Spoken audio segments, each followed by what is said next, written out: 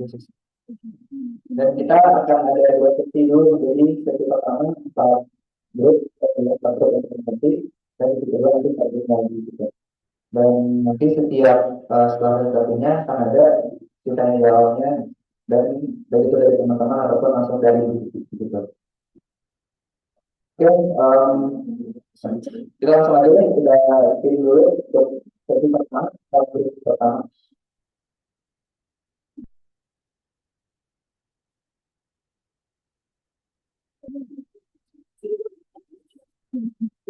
Oke,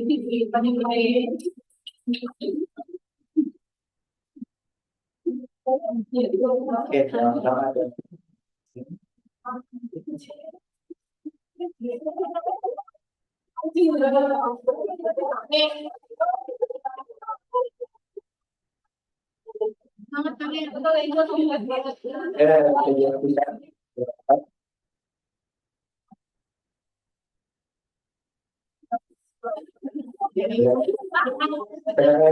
Mana?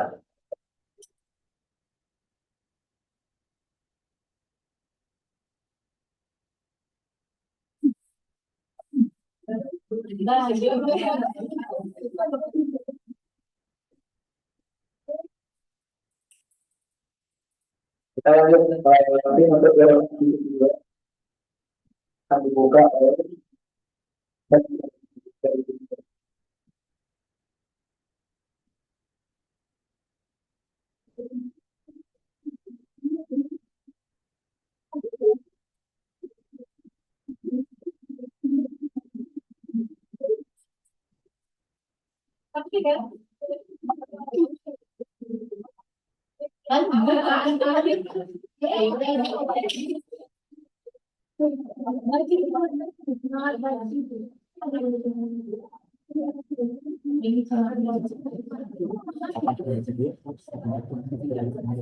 Empat dulu, begitu Q&A, begitu 4 lagi Q&A. Q&A-nya perempat. Oke, teman-teman, sesi pertama itu akan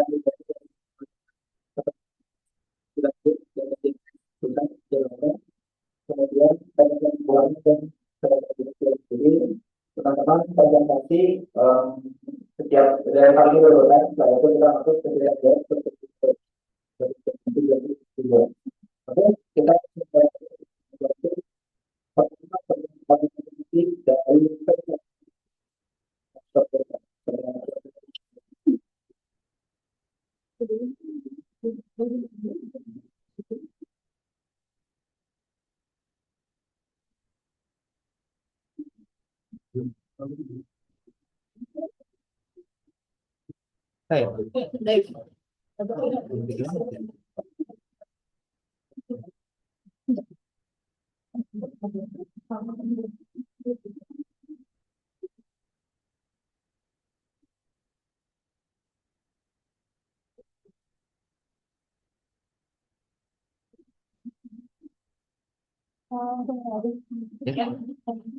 Baik, Assalamualaikum warahmatullahi wabarakatuh. Selamat siang Ibu dan teman-teman semua. Jadi sebelumnya perkenalkan, saya Vanessa sebagai perwakilan dari tim KPK Ormawa dan Jawa Unpad. Di sini kami mengambil topik desa budaya dengan judul melestarikan dan revitalisasi budaya alat musik tradisional Karibing sebagai wujud pengabdian kemasyarakatan di desa Hijarmana. Lalu untuk latar belakang kami mengambil desa budaya ini adalah yang pertama adalah dari SDGs yang ke-11. Jadi di sini karena tidak ada generasi, jadi kami membutuhkan generasi yang sebelumnya sudah ada sanggar di desa Hijarmana seperti itu. Yang kedua dari SDGs ke-9, yaitu memang sudah ada anak-anak yang berminat, tetapi anak-anak tersebut masih kurang bersemangat sehingga tidak ada tempat kurang bersemangat karena tidak ada tempat untuk menampilkan. Jadi anak-anak ini berpikir untuk apa latihan, untuk apa kita belajar alat musik tradisional kalau nanti akhir-akhirnya mereka itu tidak ada tempat untuk menampilkan seperti itu. Lalu yang ketiga ada sedikit keempat karena banyak partisipasi anak-anak yang berbeda. Jadi ini merasa kalau alat tradisional itu dianggap sangat kuno karena sekarang kan sudah ada globalisasi ya sehingga musik modern ini lebih dikenal dan lebih menarik bagi anak-anak itu. Yang yang selanjutnya di sini ada tujuan di apa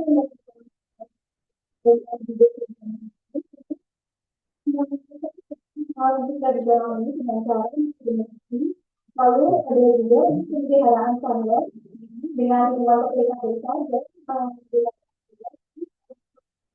desa memang yang itu masih finding gitu.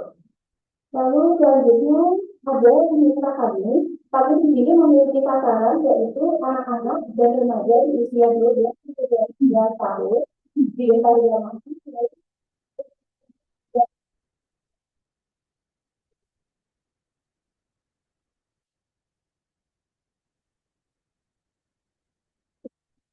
Kalau implementasi yang dilakukan itu ada kami kami bisa ada dan belajar. Nah, setelah kita lakukan, kami lalu mencari sasaran-sasaran yang usianya 12 hingga 14 itu supaya bisa dengan kami seperti itu.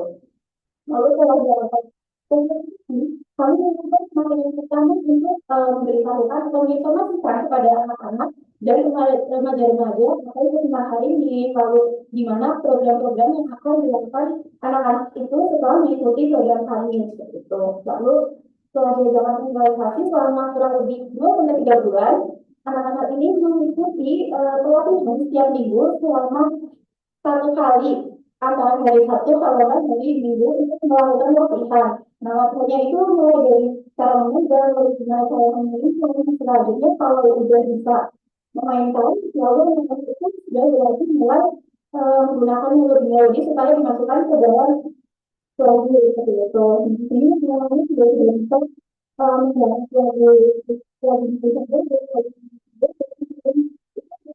lagu nah, kalau sudah siap, sudah bisa, sudah bisa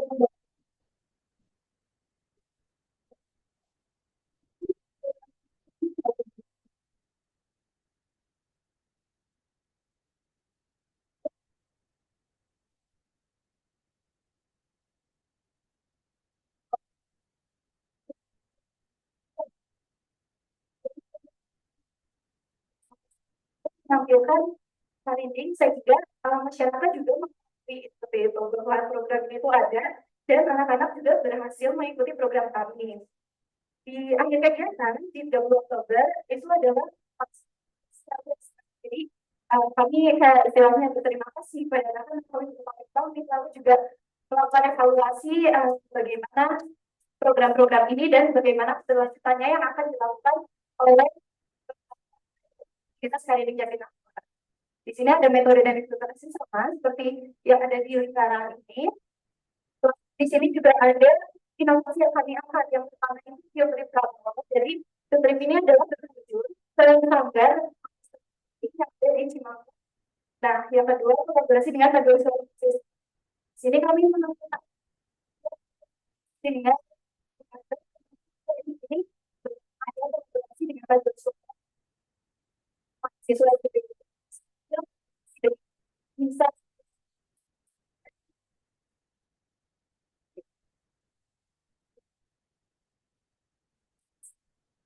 ini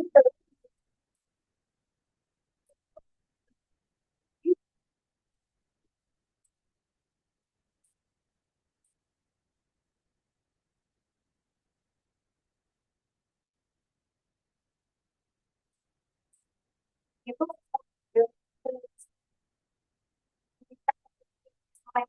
dan bisa membawakan sekitar 4 sampai 5.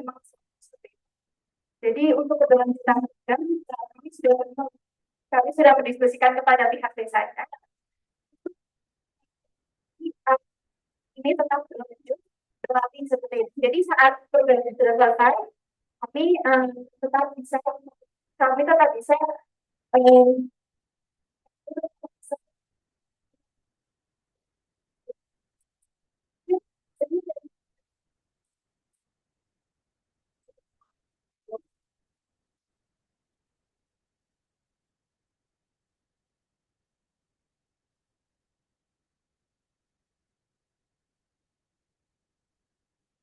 Oke. Kita berikan satu teman-teman. Oke, kita lanjut ke papan kedua, presentasi kedua dari teman-teman BPJS Pusat DKI Jakarta yang pada panggilannya spesialis.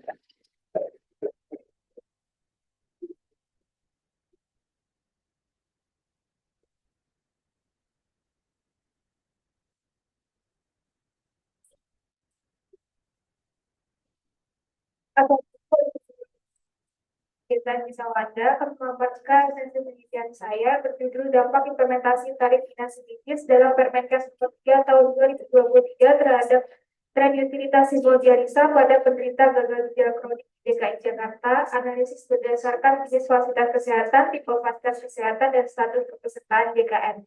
Untuk latar belakangnya sendiri, menurut riset tahun 2018 di Indonesia sendiri prevalensi gagal ginjal kronik itu meningkat dari 2 per 1.000 penduduk pada tahun 2013 menjadi 3,8 per 1.000 penduduk pada tahun 2018.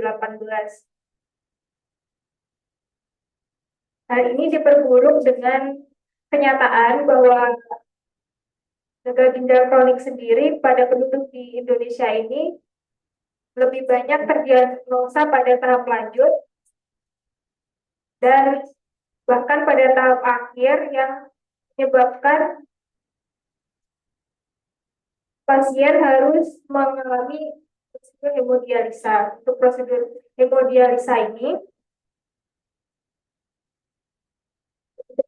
hemodialisa ini, tentu membutuhkan pembiayaan yang banyak, dan hal ini menyebabkan menurut laporan pengelolaan program tahun 2020 BPJS Kesehatan, gagal ginjal menjadi penyumbang biaya katastrofik terbanyak keempat dengan beban biaya sebanyak 2,1 triliun.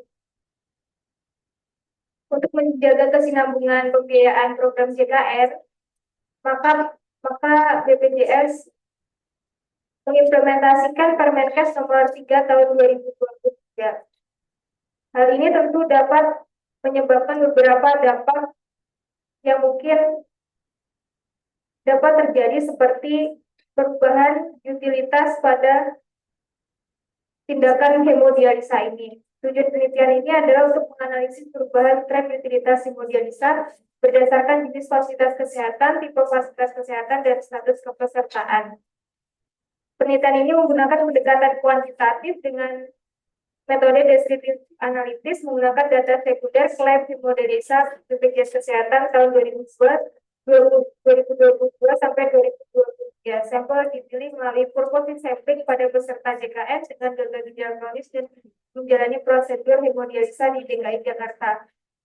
Untuk hasilnya dapat dilihat pada slide bahwa grafik menunjukkan tren peningkatan pada semua jenis fasilitas kesehatan, tipe fasilitas kesehatan, dan status kepesertaan.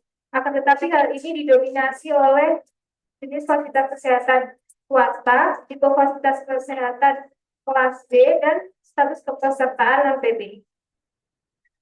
Perubahan dan penyesuaian tarif finansial ini mendorong rumah sakit untuk meningkatkan kualitas dan pelayanan melalui perbaikan fasilitas dan infrastruktur medis. Karena dengan tarif yang telah disesuaikan, rumah sakit menerima pembayaran berdasarkan paket yang telah ditetapkan, sehingga diharapkan dapat mengikuti standar prosedur operasional yang telah ditetapkan.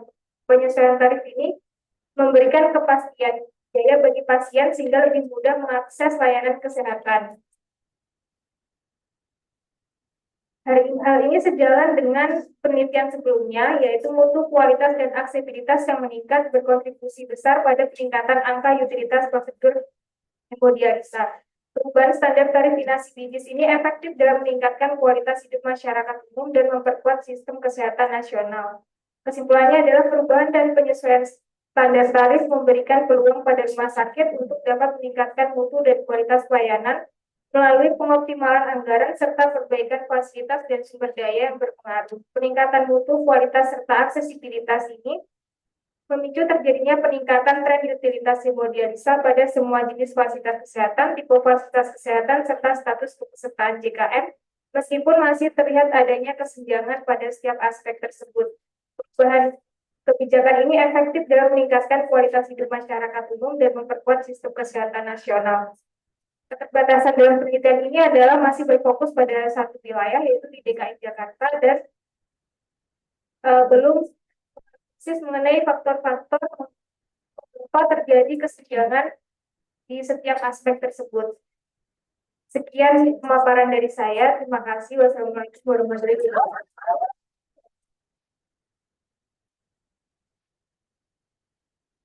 Oke, kita berikan aplaus sekali lagi kepada teman-teman dari biasanya luar biasa yang teman ya, komen cash juga. Kita akan lanjut ya ke sesi ketiga, itu dari magang riset PKKM dari anaknya Bu Hana. Silakan.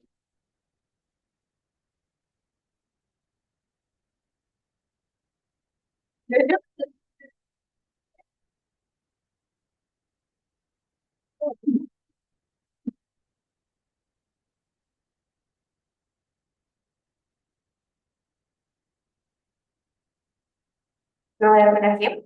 Assalamualaikum warahmatullahi wabarakatuh. Hello everyone, my name is Sabrina Fazli, and I'm currently participating in PKKM Research Internship with Mrs. Hana Resmadewi as my supervisor. So, as we already know, due to the impact of cancer, many patients are unable to perform their activities of daily living, which leads them to rely heavily on their closest family members. And this family often take a role of being a caregiver. And however, it can be denied that some of the caregivers are not prepared for taking this role. According to Young et al. 2021, caregiver preparedness is associated with resilience. Why? This caregiver experience high level of emotional, psychological strain due to their caregiving responsibility. Home care is a service that support in patient's home, ranging from medical care to assistance with daily living activities. Home care provides a compassionate, supportive, and familiar environment, and it can significantly improve the quality of life for both patients and their family caregivers. That's why in this review, home care support for family caregiver of cancer patients scoping review aim to identify the types of support provided and the roles of various providers in home care setting. We using a 6-stage scoping review framework by RC and Omari that we search systematically acquired from prominent database such as PubMed, ASCO, and Sagi journals. And this is why we came up with the research question that what kind of support and which providers conduct in our home setting is the burden of the family caregiver of patients with cancer. We using some keyword and best term in our search engine, and we also include Boolean operators such as or and. And the result of our scoping review, we assess 43 studies and excluding 35, leaving 8 eligible studies. In this review, we have include qualitative methods, mixed methods, randomized control trials, and experimental design articles. And in all of the 8 studies, the interventions give with at least one visit, with at least one home visit, and followed by continuing support through health-based intervention. And for the providers is varied, including volunteers, hospice teams, nurses, physicians, and multidisciplinary teams, especially at palliative care. And now we talk about the discussions. In this discussion, we find 5 types of support that's provided in home care settings, such as face-to-face and telephonic intervention. This visits enable providers to assess the home environment, identify specific needs, and deliver personalized support. And for the telephone-based intervention, act as a continuum mechanism, allowing caregiver to seek ongoing guidance and reassurance after the individual visit. provide educational and guidance support.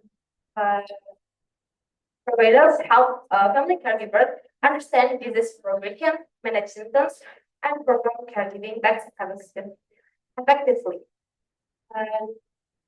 For the emotional and social support, the hospice give notes for their efforts alleviate the emotional strain on the caregiver. For the anticipatory guidance and confidence building, it's preferred caregiver for future caregiving. In one of the studies, identified actions such as ensuring resource availability, maintaining reliability, and fostering partnership with family caregiver. And for the last is practical and logistical support, such as coordinating healthcare service, assessing community research, and securing medical supplies. So for the conclusion, home care support is effectively address family, caregiver, practical, and emotional needs through face-to-face and remote intervention, integrating education, emotional support, and logistical assistance to reduce caregiver burden, future efforts to expand caregiver-focused intervention, ensure equitable access, and explore some impacts, long-term impacts on caregiver well-being to enhance support strategies and home care settings.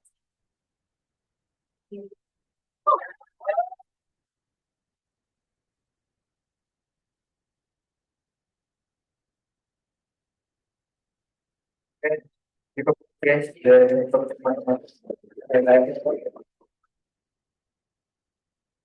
next, we are going to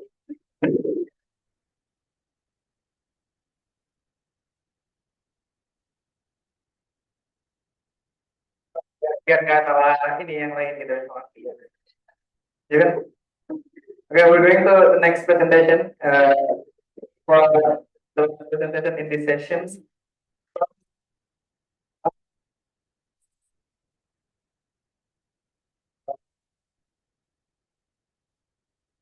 Okay.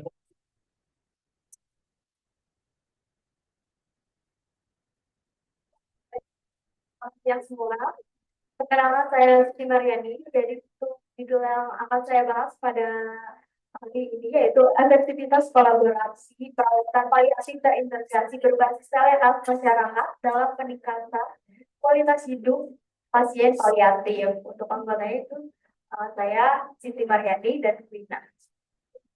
Tujuan kami yaitu menilai sejauh mana penggunaan telehealth dan perawatan paliatif dapat meningkatkan kualitas hidup pasien dengan penyakit serius. Untuk konteks yang dibahas yaitu perawatan paliatif merupakan bagian penting dalam perawatan fisik, mental, dan psikososial pada pasien yang memiliki penyakit serius atau pengacau kejiwaan.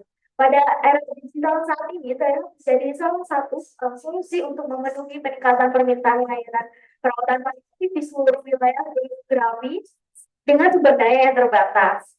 Nah, dengan memanfaatkan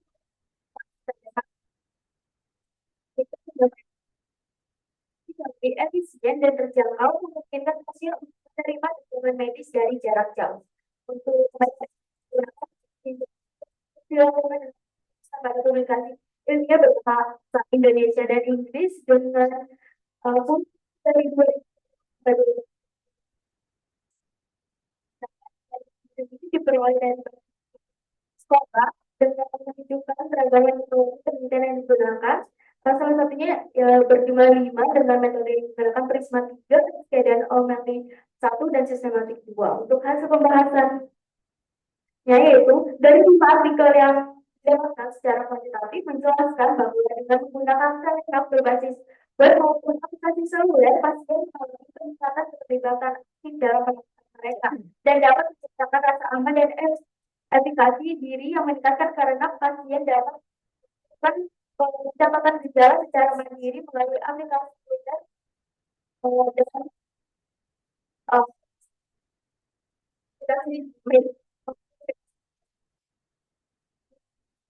aplikasi dengan para profesional terlibat, manajemen gejala yang lebih baik dan tetap mengikuti perawatan dari rumah. Pasien merasa bahwa penggunaan telehealth meningkatkan kualitas dan mendorong laporan jaring yang lebih jujur. Saat ini berperan sebagai alat pemberdayaan awal buat pasien menentukan persepsi mereka terhadap gejala, serta mengevaluasi apakah diperlukan pengobatan atau strategi pengelolaan mandiri lainnya, sekaligus mempermudah mereka untuk melaporkan gejala. Pasien kerap merasa ini sebagian dari rutinitas harian mereka dan teknologi ini memberikan kesempatan bagi mereka untuk menyampaikan kekhawatiran yang melampaui aspek fisik dan psikologis seperti persoalan eksistensial dan spiritual, emosi serta kondisi kesejahteraan secara keseluruhan. Jadi untuk kesimpulannya, kolaborasi perawatan paliatif terintegrasi berbasis telehealth secara signifikan meningkatkan kualitas hidup pasien dengan penyakit serius. Dengan memanfaatkan teknologi telehealth, pasien mengalami peningkatan keterlibatan dalam perawatan mereka, manajemen gejala yang lebih baik, dan komunikasi yang lebih mudah dengan tenaga kesehatan. Nah, penelitian ini juga menyoroti pentingnya telehealth dalam memberikan aksesibilitas layanan perawatan paliatif, terutama bagi pasien di daerah terpencil, serta memberikan dukungan emosional dan psikososial yang diperlukan. Meskipun terdapat tantangan implementasinya, yang diperoleh sejumlah potensi besar telehealth dalam perawatan paliatif dan meningkatkan pengalaman pasien secara keseluruhan.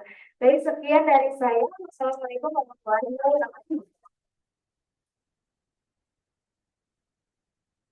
Oke, saya untuk teman-teman yang bukan ya.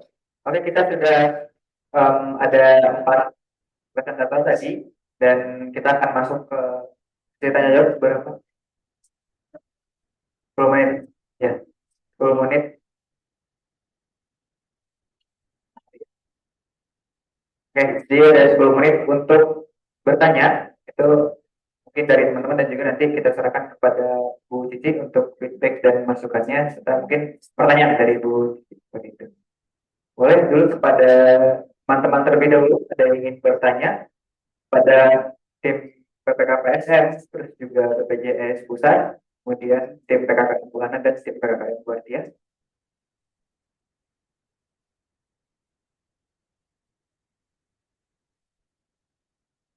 Any question, guys?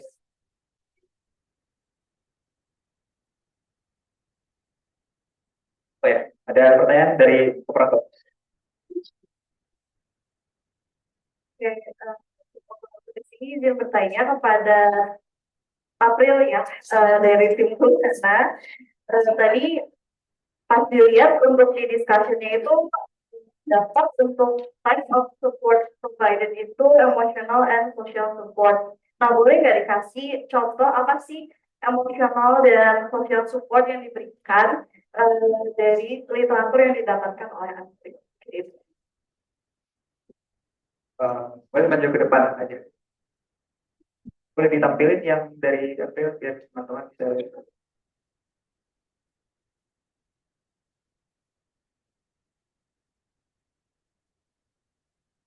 Oke, sambil aku jawab juga. Karena pertanyaan pakai bahasa Indonesia, kita jawab pakai bahasa Indonesia juga ya, teman-teman.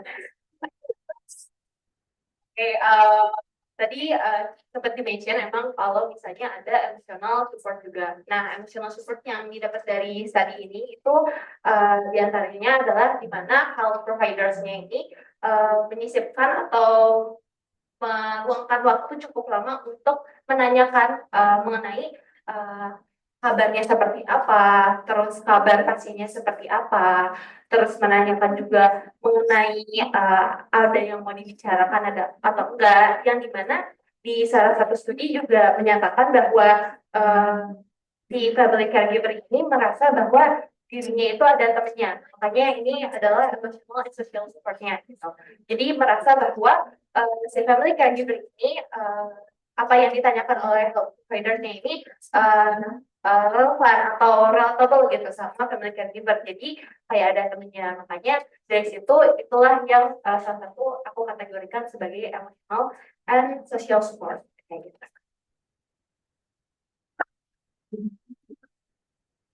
Oke, terima kasih kepada April. Ada lagi teman-teman yang ingin bertanya?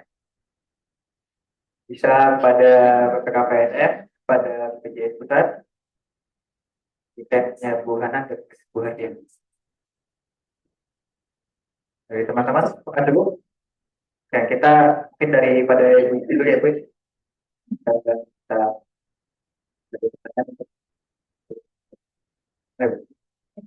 Baik, terima kasih Rindra dan tim operator yang sudah dekatan ya. Oke, maunya pertanyaan atau masukan?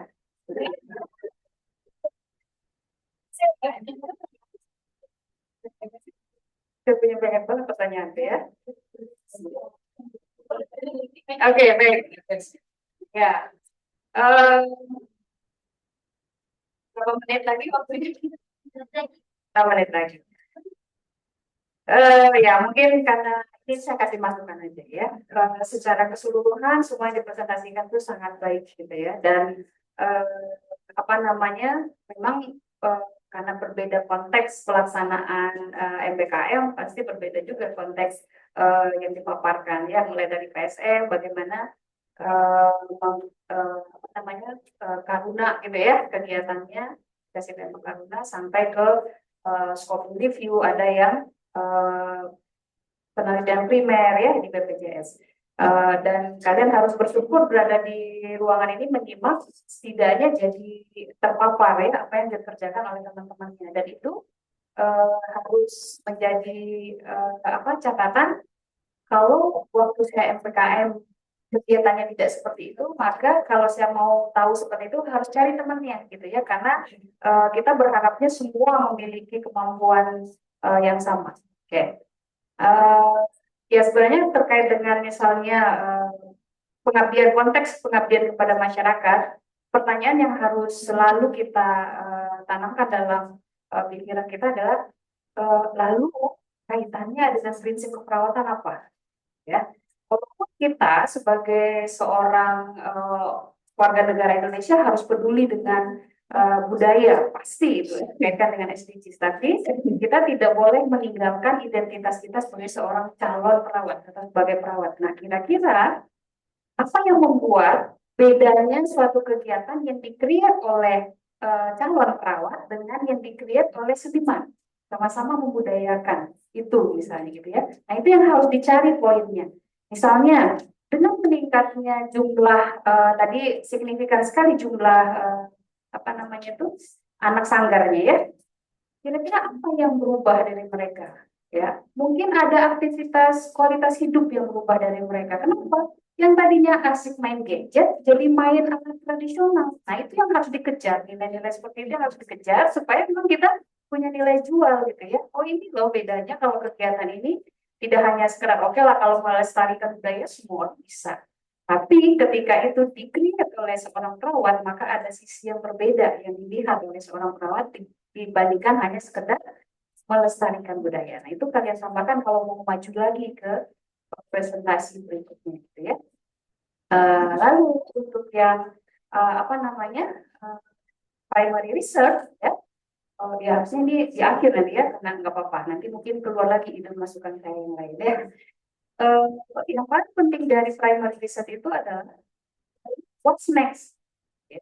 Apa yang bisa kita sarankan dong, baik secara praktek maupun secara teoritis. Misalnya tadi Angel mempresentasikan tentang dialisis, hemodialisis tuh trennya meningkat. Terus apa dong? Kenapa? Perawat harus gimana? Oh, berarti kalau kita berbicara trennya harus meningkat di rumah sakit itu kan hilirnya, ya kan? Berarti kita harus berbicara hulu dong. Jangan sampai itu makin naik tuh. Berarti kan ada yang salah dengan hulunya. Apa? Perilaku orang makin tidak sehat ya. Anak-anak sekarang itu usia usia berapa paling muda? Keluar nggak analisis usianya? Nggak ada usia ya. Sebenarnya kalau keluar analisis usianya lebih menarik karena tren orang yang hemodialisis itu makin muda. Kalau dulu kita melihat orang cuci darah itu sudah lansia, lalu 50-an, 40-an, sekarang SD sudah mulai hemodialisis coba ya. Ya, jadi artinya kita harus mengaitkan itu. Berarti kalau pemerintah, apalagi dengan biaya ya, ini biayanya nggak sedikit loh. Bandingkan biayanya dengan misalnya dengan tindakan-tindakan preventif yang bisa dilakukan. Kenapa enggak sih kita switch gitu ya, supaya ya ini karena sudut pandang orang komunitas ya, jadi berpikirnya preventif dan promotif. Tapi intinya kita melihat kalau primary study, kita harus melihat apa secara atau secara pengembangan teori yang harus kita sarankan. Sarannya apa? Gitu ya, dengan melihat itu. Nah, ini kalau data-data primer seperti ini, apalagi kalau berkaitan dengan biaya, kalau ini sempat publish, itu akan disitasi orang. Karena untuk orang menekankan bahwa masalah ini penting untuk diatasi, itu pasti akan disitasi biaya. Itu harus publish ya. Siapa pemimpinnya? Betul. Ya. Nanti harus publish. Untuk yang scoping review, ya, dua terakhir scoping review, kita lakukan adalah untuk menentukan lalu gap risetnya apa.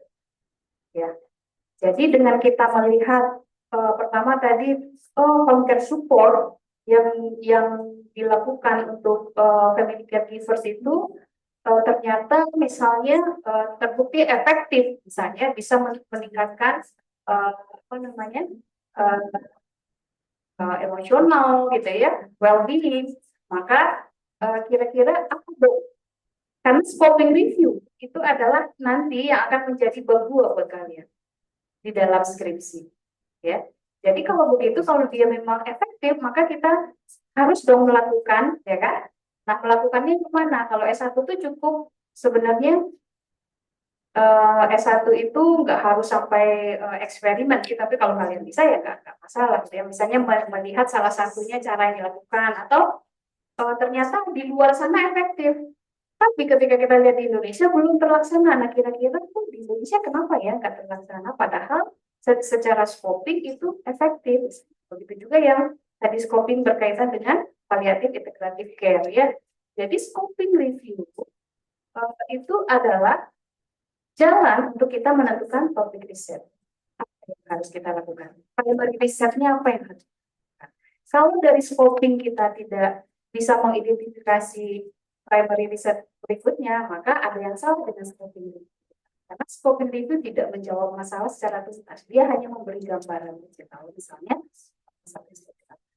dan yang harus jelas di scoping review, kalau mau publish ya, itu scoping review itu nggak bisa, misalnya tadi April misalnya, dari sekian tuh ada 1.000 sekian yang dinyatakan otomatis ineligible oleh mesinnya. Itu ada alasannya. Nggak bisa kita katakan dari 1.000-an jadi 4 misalnya, jadi 8. Oh, itu aja alasannya ya. Research within terus kita pilih filter untuk akses di posternya nggak ditulis Inggris sama Inggrisnya, cuman yang ineligible itu maksudnya nggak masuk ke maksudnya ke eksklusi, jadi langsung eksklusi, tapi Ya. dari search engine. Ya, itu harus jelas ininya, harus jelas alasannya kenapa dieksklusi, kenapa dieksklud. Dan kalau scoping itu misalnya kita mengeksklud karena tidak berhasil mendapatkan full text, itu tidak berhasil mendapatkan full text harus jelas. Kenapa? Kenapa kita nggak berlangganan? Atau karena memang tidak available full text-nya dalam bahasa Inggris. Karena kan ada juga publikasi orang, abstraknya doang yang bahasa Inggris, begitu juga di bahasa Spanyol, nggak ngerti gitu kan. Itu harus dijelaskan supaya si reviewernya bisa tahu, oh ya ini orang nggak asal sembarangan nge-exclude, tapi memang ada alasan yang bisa diterima. Oke, itu saja ya. Terima kasih. Sekali lagi kita boleh jawab pertanyaan. Kita dengar presentasi berikutnya.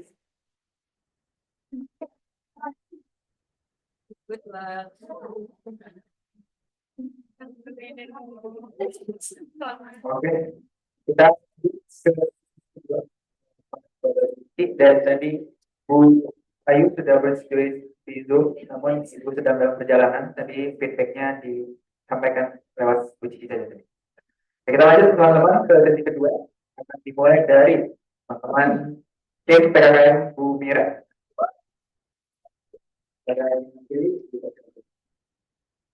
Ini bahasa Inggris juga ya.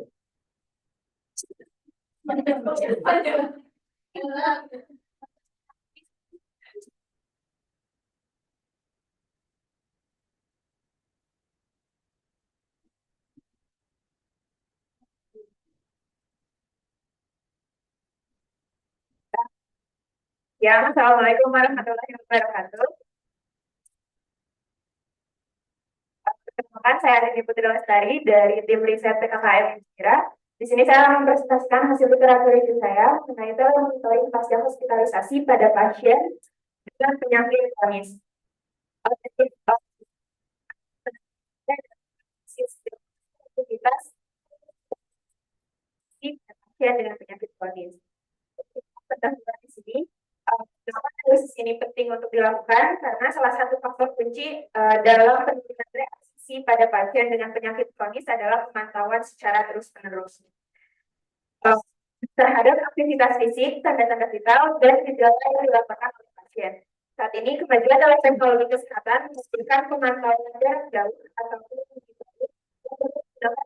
mengatasi pasien sebelum mereka dari rumah sakit. Telemonitoring memberikan kesempatan bagi tenaga kesehatan untuk mengidentifikasi potensi masalah sejak dini, menyesuaikan perawatan sesuai dengan kebutuhan individu, dan mencegah komplikasi yang lebih serius.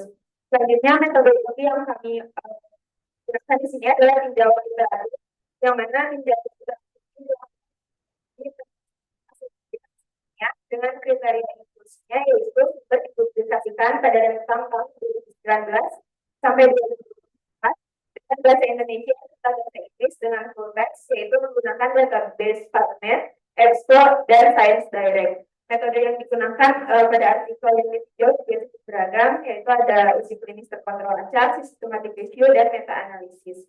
Selanjutnya, hasil dari analisis yang kami itu hasil menunjukkan bahwa dalam monitoring efektif dalam deteksi dini tanda-tanda dekompensasi, memungkinkan intervensi tepat waktu, dan meningkatkan perilaku perawatan diri pasien secara signifikan.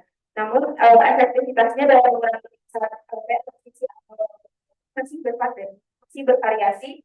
Antar studi, beberapa intervensi berbasis teknologi eHealth berhasil meningkatkan kualitas residu pasien, terutama jika diterapkan segera setelah penelitian dari sakit.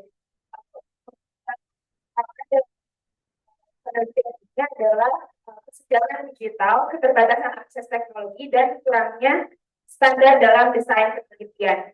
Lalu simpulannya yaitu tadi disebutkan bahwasanya monitoring itu efektif untuk mendeteksi tanda-tanda gejala pada pasien, namun belum tentu untuk menekan atau menurunkan tingkat reaksi. Selanjutnya personalisasi algoritma dan pelatihan tenaga kesehatan untuk memaksimalkan manfaat dari telemonitoring ini. Studi masa depan diharapkan dapat mengevaluasi dampak jangka panjang dari telemonitoring serta mengintegrasikannya ke dalam sistem kesehatan yang berkelanjutan. Sekian dari saya, terima kasih.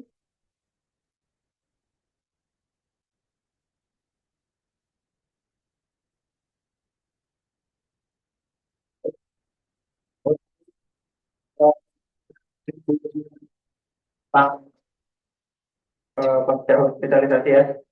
Oke, kita lanjut ke tim kedua, itu dari PP Krono, tim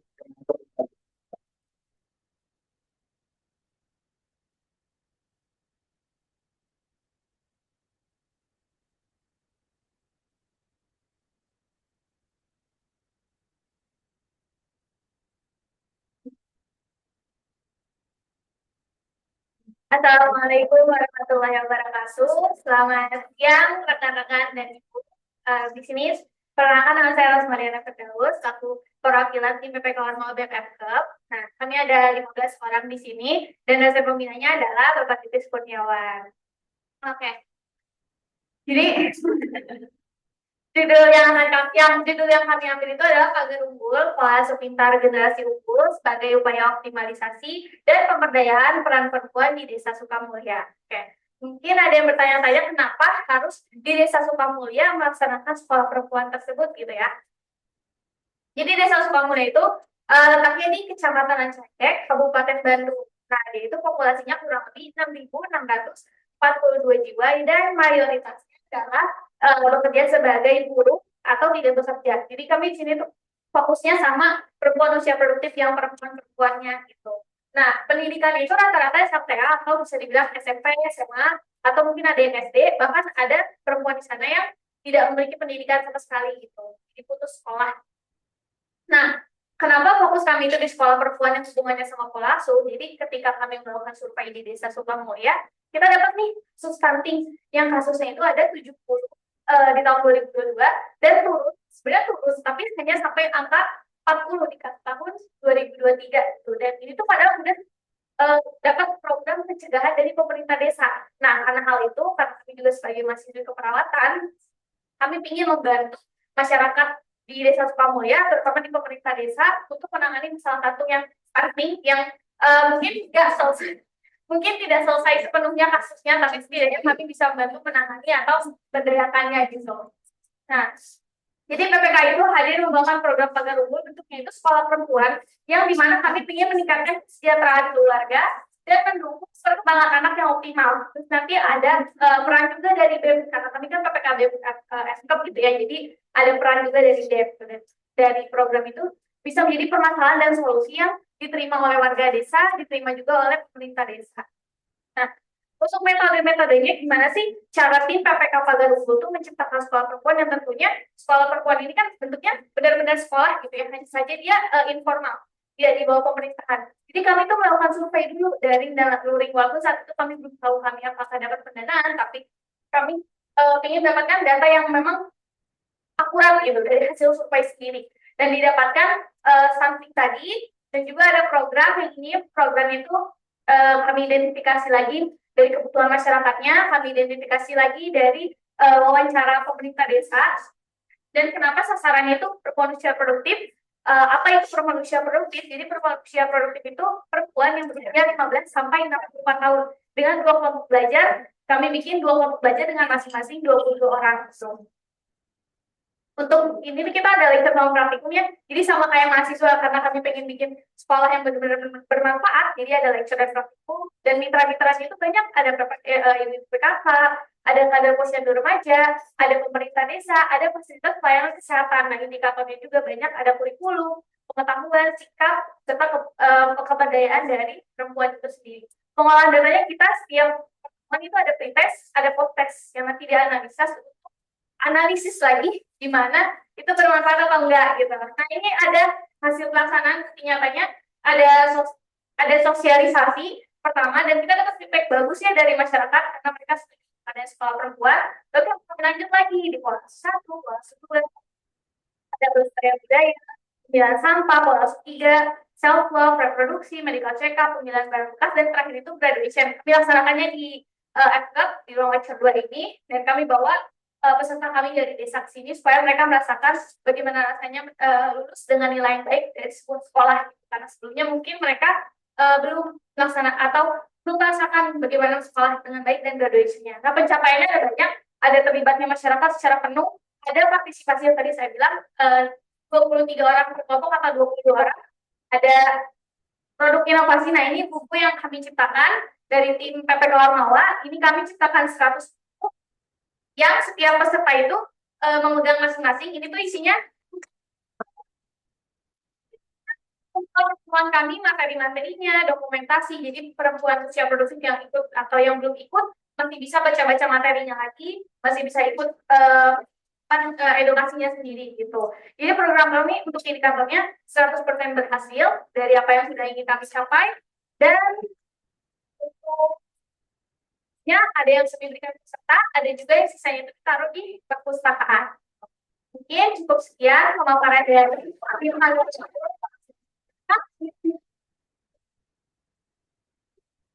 Oke, terima kasih kepada teman-teman PPKBM FKUP. Kita berikan teman-teman lagi program pengabdian masyarakat juga seperti teman-teman PPK KSM. Oke, kita lanjut ke presentasi yang ketiga dari magang dinas kesehatan.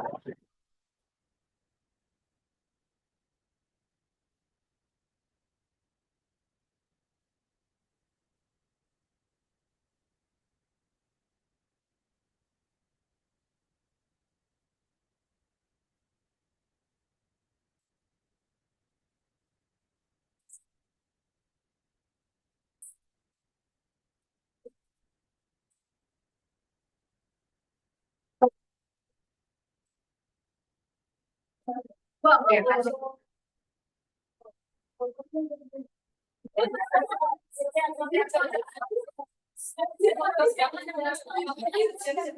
baik. Selamat siang, teman-teman semua dan ibu juga. Saya mengizinkan untuk mengatakan hasil penelitian progres dari Sakit Kesehatan Kerja dan Dinas Kesehatan Jawa Barat. Jadi, seperti yang kita ketahui, itu adalah istilah medis untuk kejadian pada tulang.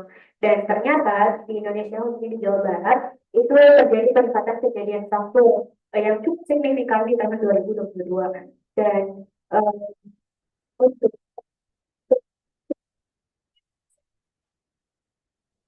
ya, dan juga di Jawa Barat banyak data untuk kecelakaan kerja dan juga faktor. Tapi belum banyak penelitian di atas dalam hal ini. Maka dari itu, saya, Radenai Sofia, kemudian ya, itu faktor ya, dan di perawat jalan dari Sudin Kesehatan Kerja Jawa Barat tahun 2000 itu jadinya static description dari data itu dengan media produksi kompetensi. Didasarkan dari 190 penelitian.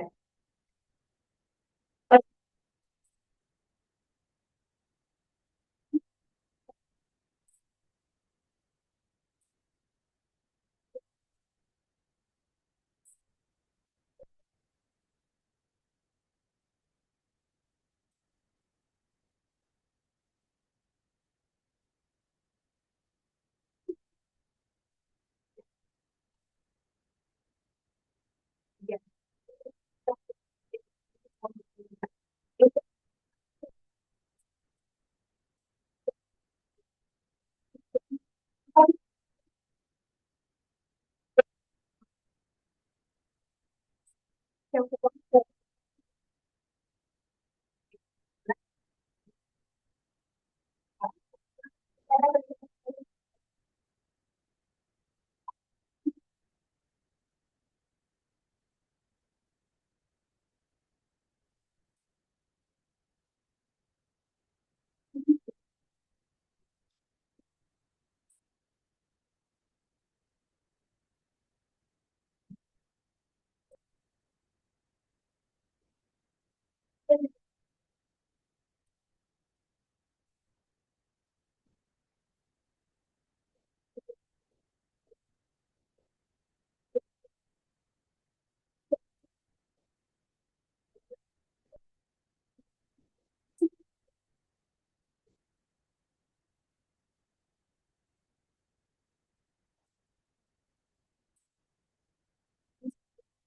dan selanjutnya adalah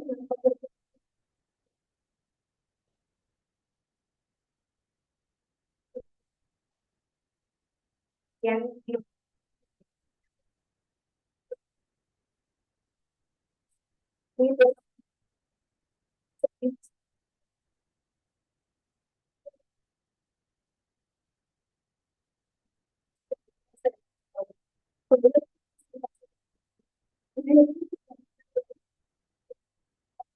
dilakukan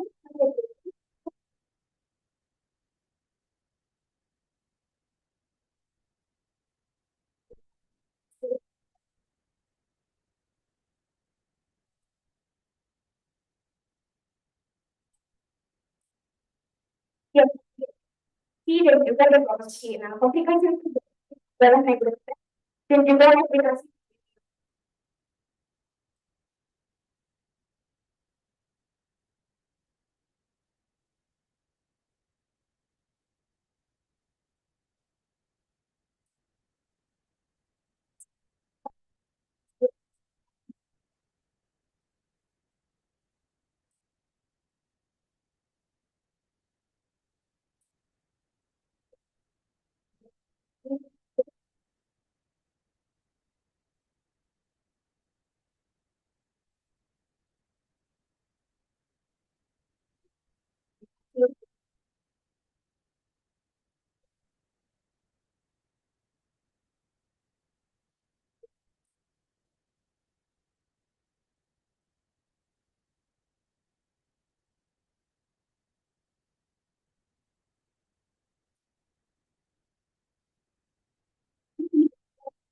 Jadi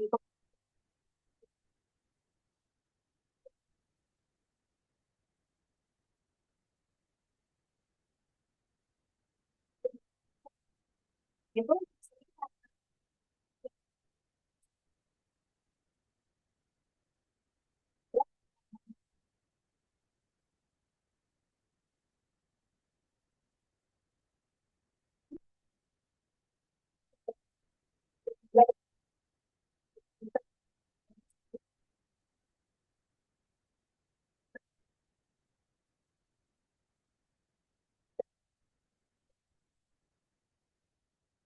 tapi untuk itu bisa terjadi.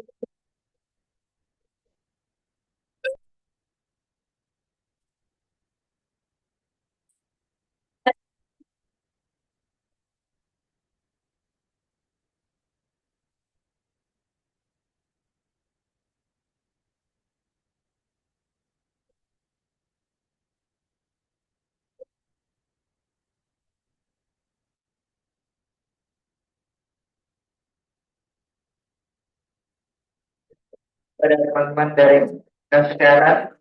Ulang lagi lagi teman-teman untuk kesehatan. Kali ini membahas tentang garas sangka ya. Menarik, menarik. Kita lanjut ke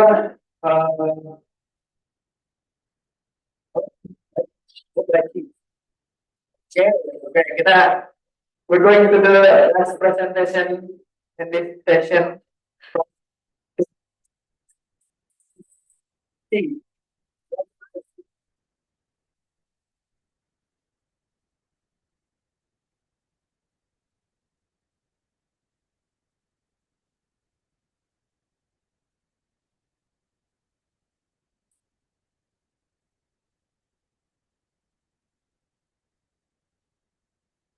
Ya, harus itu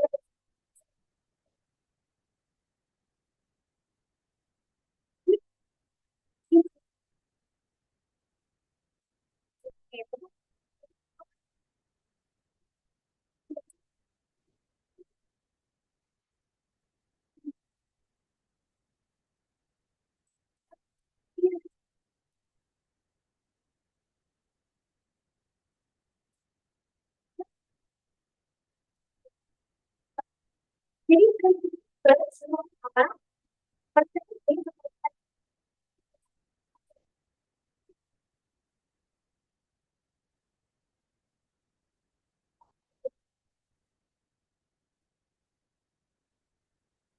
jadi tujuannya itu identifikasi karakteristik pasien itu sama besar biayanya untuk metode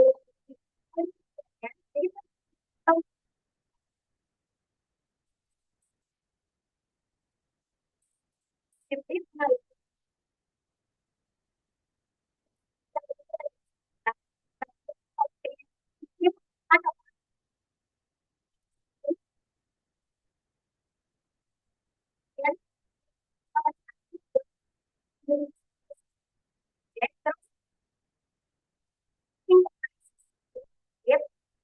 lalu untuk hasil temuannya, jadi dari 3.100 kasus tersebut itu mayoritas pasien lanjut usia itu yang tidak bisa di jadi pada usia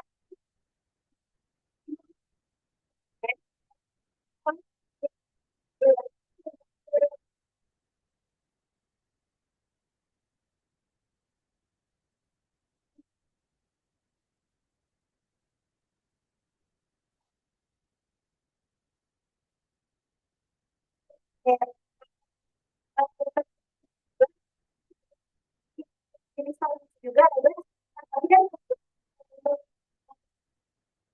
jadi paling ini itu yang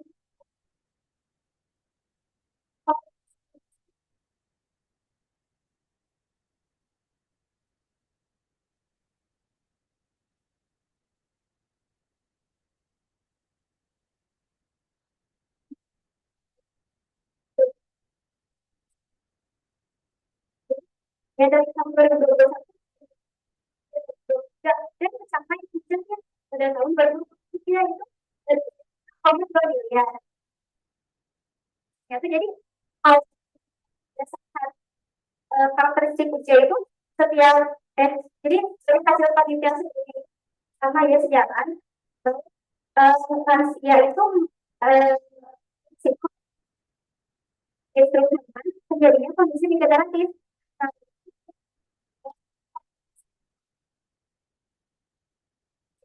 bisa risikonya dari itu kalau dari yang penentuan hormon estrogen, jadi hormon gitu. Terus biaya itu biaya juga, nah berarti makin kompleks juga perawatan yang dilakukan.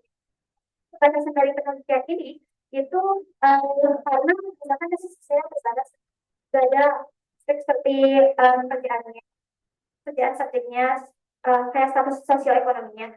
Lalu bisa juga nih untuk studi perbandingan gitu, bisa yang terjadi di kota ini cuma kota Cimahi. Jadi ini tuh bisa dilakukan juga. Untuk kesimpulannya, jadi kasus stroke di kota Cimahi itu mayoritas dialami oleh lansia dan perempuan juga bisa terjadi walaupun bedanya sedikit dengan laki-laki. Lalu dengan tren biaya pengobatan yang terus meningkat di setiap tahunnya. Nah, jadi temuan itu menekankan pentingnya strategi yang lebih efektif dalam pengelolaan tersebut. Ya, mungkin cukup sekian dari saya.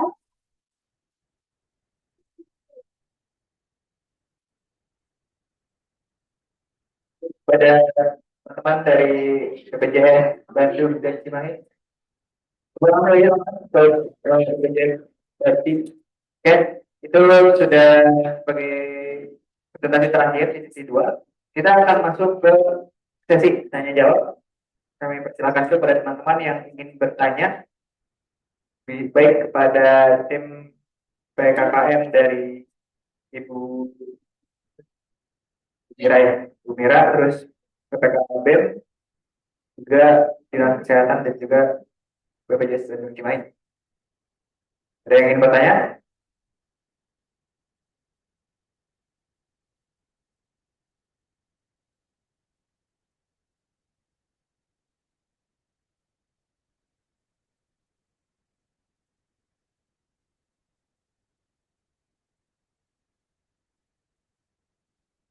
Oke, sudah menunggu teman-teman juga. Mungkin dari Ibu Ayu yang sudah join di Zoom, apakah ada masukan Ibu ataupun pertanyaan?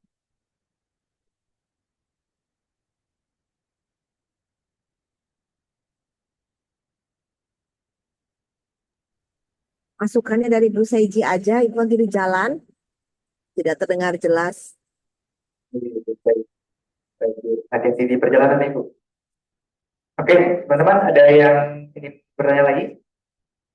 Belum kita... Oke, cukup. Oke, kita berikan pada Ibu Cici, pada Ibu Cici.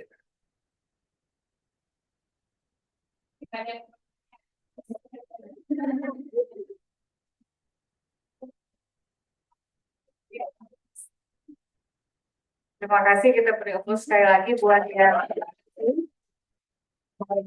pelajarannya ya. Dan kita semakin melihat bahwa mudah-mudahan memang sesuai yang diharapkan kegiatan MPKM ini memberi banyak manfaat buat kalian ya. Terlepas apapun kegiatan yang kalian ikuti selama 1 semester belakang. Dan terlepas juga bagaimana proses penempatan kalian menjalankan MPKM ya, luar biasa. Dinamikanya, dramatikanya ya. Tapi apapun itu yang sudah terjadi pada hidup kita, maka itulah yang terbaik sebenarnya yang sudah diskenario-kan. Ya, kita tuh tinggal mengambil hikmah dari setiap apa yang terjadi pada diri kita. Ya, saya milihnya di sini, tapi pada akhirnya ditempatkan di sini, ya itulah yang terbaik gitu ya. Dan pasti harus ditempatkan di sini. Terus berikutnya yang harus kita lihat juga bahwa seperti tadi ya, bahwa teman-teman menjalankan kegiatan dengan pengalaman yang berbeda-beda. Nah itu kalian harus sharing ya, harus berbagi supaya memang semua menguasai hal yang banyak gitu ya, walaupun pasti akan tetap berbeda porsinya ya. Yang benar-benar menjalankan pasti lebih in di dalam kegiatannya, yang tidak menjalankan itu, tapi setidaknya juga bisa terpapar bagaimana dan apa di dalam. Karena semua kompetensi itu harus dimiliki oleh seorang perawat. Kompetensi penelitian, kompetensi pengabdian, kompetensi programmer ya. Tadi kalau kita lihat BPM, BPM itu programmer ya, memprogram sebuah aktivitas, kegiatan, dan kemudian bagaimana kegiatan itu berefek terhadap masyarakat ya. Nanti kalau misalnya kalian di Dinas Kesehatan, kompetensi ini sangat diperlukan ya, meng-create sebuah program. Sekarang tuh salah satu contohnya ada alumni kita di Dinas Kesehatan Kota Bandung, Teh Ana ya. Jadi dia programmer, meng-create program-program yang kaitannya dengan kesehatan keluarga, perawatan kesehatan masyarakat. Jadi dia meng-create program. Cuman ya alhamdulillah karena untungnya dia alumni, jadi dia menggunakan kesempatan untuk berkonsultasi, Ibu kalau kayak gini programnya gimana, kira-kira kalau kayak gini hasilnya gimana, output yang mau kita kejar seperti apa.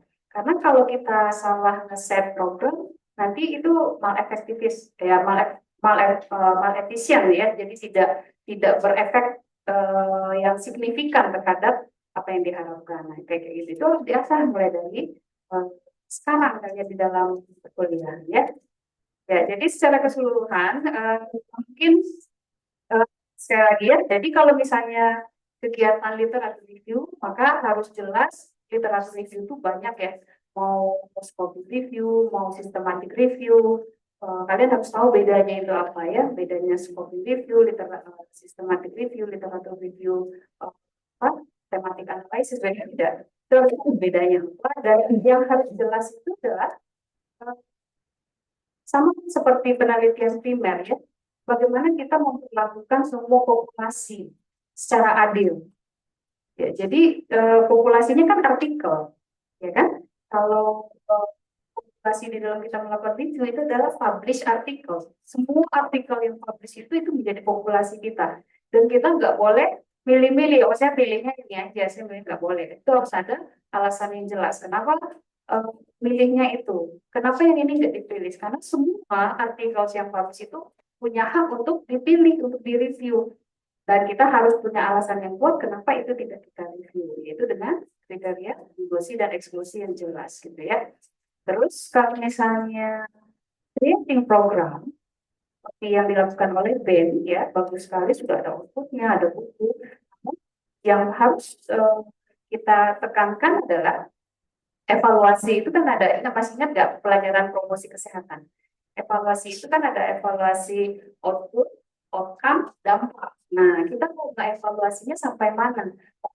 Saja, misalnya outputnya itu tadinya nggak tahu jadi tahu. Misalnya ya, oke, oh yang ibunya tadinya nggak tahu cara mencegah stunting pada anak, sekarang jadi tahu. Itu baru di output. Outcome-nya apa? Apakah terjadi perubahan perilaku si ibu di dalam mengasuh anaknya dengan pengetahuannya yang meningkat, dengan disekolahkan seperti layaknya mahasiswa, ada yang meningkat, itu outcome-nya harus terukur juga. Atau kalaupun tidak terukur, minimal itu menjadi isu di dalam pembahasan kita. Lalu misalnya dampaknya apa? Misalnya tadi angka stunting dari 70 masih apa? Di 2023 turunnya masih belum terlalu signifikan misalnya. Nah, setelah kita intervensi, kita evaluasi lagi setahun ke depan, itu enggak kejadian stunting. Karena bukan stunting, itu prinsipnya adalah zero new case. Kalau ada kasus stunting baru. Artinya apa? Kita berbicaranya di mencegah supaya anak nggak lahir stunting. Karena stunting itu kan gini, dia sampai usia 2 tahun kan. Misalnya dia ketahuan stunting di usia 1 tahun.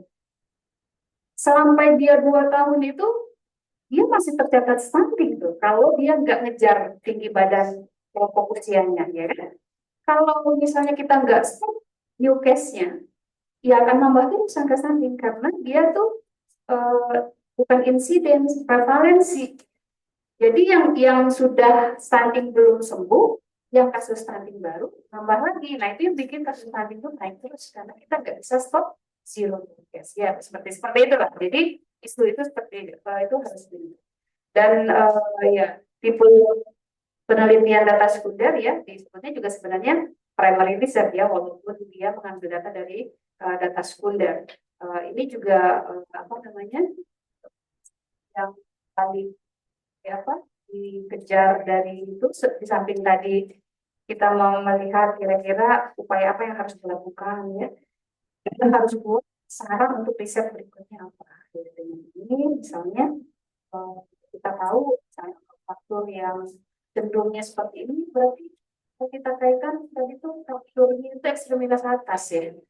Dan pada laki-laki dan memang RSKK itu kan rawan sekali. Tahu nggak kalian lokasi RSKK di mana? Kalau yang nggak tahu, itu tuh di apa kita sebut itu? Ranca Ekek yang udah menjelang ke Garut sana, ya, Cicalengka ya. Jadi memang daerah yang rawan sekali dengan kecelakaan. Ya, saya aja nyebrang di sana tuh suka sekali ya, nyebrang dari ya. Jadi ya itu ya. Jadi ya untuk semua presentasi dengan sangat baik. Siapapun yang akan tampil menjadi pemenang bukan menjadi masalah lagi, karena pada prinsipnya kalian sudah menjadi pemenang di kalian sendiri, ya, sudah selesaikan kegiatan ini dengan baik, dan insya Allah endingnya baik ya, walaupun banyak drama, ada yang drama kecelakaan, ada yang BPJS Kota Bandung jatuh, ya kecelakaan, ada yang drama, ya macam-macam lah ya di kalinya, tapi semua berakhir dengan indah insya Allah ya. Itu saja mungkin dari saya. Sekali lagi terima kasih atas perhatiannya. Nanti kita dengar sama-sama di award ya, di announcement-nya di acara penutupan ya. Oke, assalamualaikum warahmatullahi wabarakatuh. Baik, terima kasih pada Ibu Diti dan juga pada Wahyu yang telah menyempatkan hadir di oral presentasi kita kali ini, khususnya pada tim terkait Alma dan juga pada riset. Semuanya, terima kasih banyak untuk segala pemaparannya, dan semoga banyak hal yang bisa kita pelajari dan kita ambil pada presentasi kali ini. Dan sebagai tim pamit undur diri, mohon maaf bila ada kesalahan. Terima kasih. Assalamualaikum warahmatullahi wabarakatuh.